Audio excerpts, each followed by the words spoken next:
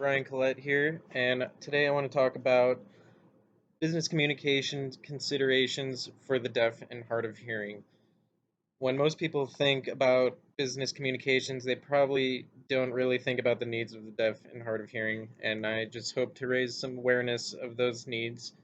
And throughout the rest of the presentation, I'm just going to refer to the deaf and hard of hearing as DHH people. So the first thing that I want to do is just provide a few statistics and facts on deafness and hearing loss. And then I'm going to define deafness and hearing loss because they're both not quite the same thing. And then I'm also going to talk about why businesses should care, what types of problems that can come up from deafness and hearing loss, followed by solutions to those problems, different various solutions, and why I think that businesses should incorporate sign language training. And then I'm gonna just give a few general tips for communication with deaf people or hard of hearing people. And then lastly, I'm going to talk about some of the specific barriers that they face in society just to give a full spectrum of awareness to the subject. I believe most people are probably aware of this, but I just want to define these two real quickly. Deafness is severe hearing loss, where to the point where hearing aids or other devices aren't going to help that person. And hardness of hearing is just general hearing loss from mild to moderate. And these people can hear and function just fine with the use of hearing aids. So here I've picked three pertinent facts on deafness and hearing loss that I got from the World Health Organization website. Um, First one, 5% of people worldwide have hearing loss, which is about 430 million people. And this is significant because that's just a lot of people, but also these are people who are potential customers, potential new hires, and we're going to get into more of that later. And then disabling hearing loss is more than 35 decibels of loss in the best ear. But this is the really big one here. By 2050, nearly 2.5 billion people are projected to have some degree of hearing loss, which is kind of staggering. And that's why I think it's important for us to now start raising awareness of this issue. So, this issue is relevant to business communication in a lot of ways. For instance, the big one obviously is you can have customers that are deaf or hard of hearing, and you would otherwise not, you would lose a sale or whatever. Um, Potential new hires, even who are deaf or hard of hearing and need to know communicate with sign language. um, and of course, it just makes you look good as a company. You would stand out against your competitors since not everybody is doing this. Almost nobody that I know of is training their employees in sign language. And it is a little more relevant to some industries more so than others, like healthcare, emergency services, so our first responders, retail, and education. For instance, my girlfriend is a special education teacher, and she deals with a population with a higher percentage of students that have hearing or speech related disabilities. So for her, just knowing even some basic sign language is very important, and she uses it regularly. And not everybody deals with people with hearing disabilities as much as a special education teacher does, but a lot of businesses definitely can benefit from that. And this wouldn't have to be everybody that gets hired needs to know sign language. This is just even if just one person at a business knew sign language, even just basic sign language, that would make a huge difference in being able to deal with a problem should one arise.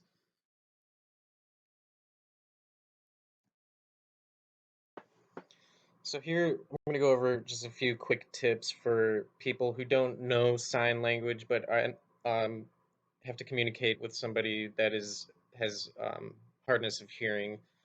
So when you speak to them, you want to make sure that you face them and look them in the eye. That way, they're able to kind of read your lips a little bit and just read your general facial expressions and body language because that kind of helps communicate to them um, what you're saying.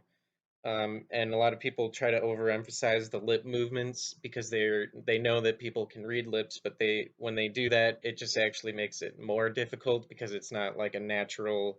It doesn't look normal how it's supposed to look when you talk. So you shouldn't do that. You also don't want to yell at them, especially in like a workplace. It's just kind of unprofessional and rude, honestly. But you do just want to make sure that you speak firmly and loudly without yelling. Also, there's a lot of, I mean, everybody has smartphones, so you can just use like a text to speech function on your phone. Um, Pretty much all phones have that these days. And the last tip would be to learn sign language. And in the next slide, I'm going to talk about a lot of different ways that you can do that. Um, I got these tips from the World Health Organization website, who.org. They have a lot of good tips and information. I would encourage you to check them out if you're really interested in this topic. Also, the Hearing, Speech, and Deaf Center has a lot of great stuff too. That's the hsdc.org website. All right, so now for the big question, which is how will businesses or how can businesses go about incorporating training in sign language? So luckily, there's actually a lot of ways that this can be done. Um, and so we'll start with the obvious route, which is taking a formal sign language class. So these are offered at just about any college, university, and community colleges. And so if those aren't available to you for whatever reason, there's also online classes, and these take advantage of technology like Zoom or Skype meetings so that you can practice signing to people through a webcam.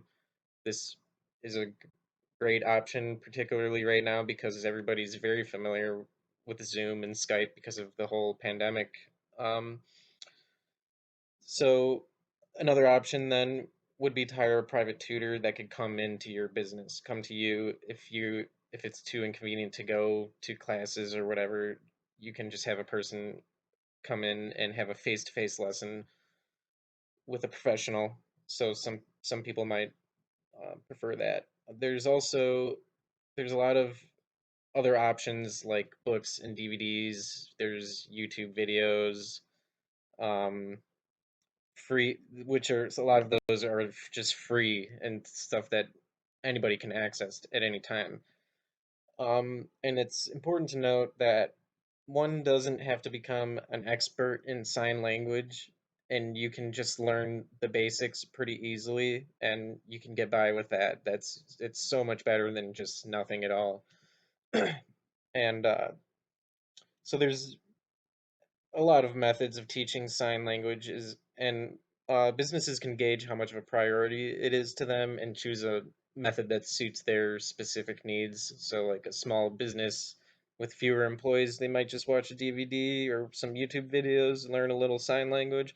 But a large company like Google or something, they would probably want to have a tutor or just hire a tutor or send people to classes just because they have a lot more people, they could just do it all at once. So the availability of the options means that there's just really no excuse not to do it. It's also just the right thing to do, I think. Lastly, I want to talk about the barriers DHH people face in society. This is sort of like the real reason why I was interested in this topic because this isn't just a strictly business topic. It's just sort of like a societal and ethical topic as well. DHH people have lower rates of education and employment, which leads to lower income levels. And but recent studies that are very interesting have shown that the education levels in DHH people are currently on the rise, but that it has not yet correlated to higher levels of employment and income. So this suggests that while DHH people are doing their part and they're seeking higher levels of education, our society as a whole might be lacking the awareness of the problem, which would lead to, if they had more awareness, it would lead to an increase in accommodations. So there's plenty of DHH people out there who are perfectly qualified for higher paying jobs, but are just unable to get hired and work at a job. They just end up working at jobs that are below their level of education. And so if more businesses were to begin training employees in sign language, it would also increase people's overall awareness of the struggles that DHH people have to contend with. So it's my hope that this proposal will, at the very least, raise the awareness of the problem, and hopefully this information has inspired people and businesses to actively train employees in sign language. Doing so would vastly improve the quality of life for DHH people worldwide, which is, and it's a growing number. This would provide them the opportunity to make greater contributions to society. So we all have something to gain from this, starting with enriching our abilities to provide service to people, including the DHH. So if more people became trained in sign language, that would be also just a great skill to put on a resume. It's beneficial for increasing business, maintaining clients and business partners, and it just makes your business look good too. So, regardless of who you are, where you live, and what career you want to go into, you should consider the needs of the deaf and hard of hearing. You could get ahead of the game and teach yourself sign language so that you have a competitive advantage over other people in the job pool. It just makes you look like someone who thinks one step ahead, thinks outside of the box, and it just also conveys that you're just generally a good person who's compassionate and cares about all members of society equally. So, if enough people would do this or at least promote awareness, it will hopefully inspire others to do the same, and the world would just be a kinder and more compassionate place.